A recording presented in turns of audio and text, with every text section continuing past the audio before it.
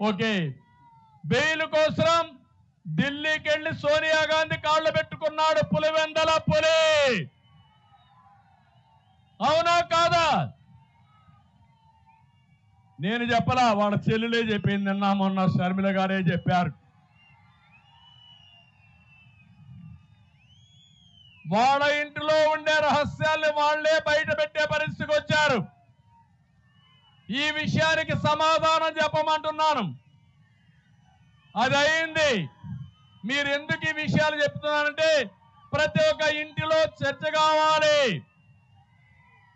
పులివెందల పంచాయతీ రాష్ట్ర పంచాయతీ కాదు. వాళ్ళ కుటుంబ వ్యవహారం కుటుంబానికి ఉండాలి కానీ ఈ రాష్ట్రానికి చుట్టడం మంచిది కాదని చెప్పి కూడా నేను మీకు తెలియజేస్తున్నా.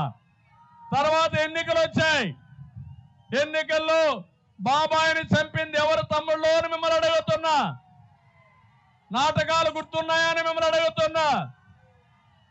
అక్కడ నాటకాలు ఆడి అందరూ కలిసి ఆ రోజు ప్రవర్తించి ఇప్పుడు వాళ్లే చెప్పే పరిస్థితికి వచ్చారు. జగన్మోహన్ రెడ్డి వివేకానంద రెడ్డిని చంపిన వ్యక్తిని సమర్థించే పరిస్థితికి వచ్చాడు. కోడికత్తి సీను జైల్లో ఉన్నాడు. వివేకానంద రెడ్డిని చంపిన వ్యక్తి రోడ్ల మీద ఉన్నాడు. ఇది న్యాయం అని మిమ్మల్ని అందరికీ విజ్ఞప్తి చేస్తున్నా. అంటే ఇక్కడికి అయింది. ఈరోజు ఒక్క విషయం మీరు గుర్తుపెట్టుకోండి.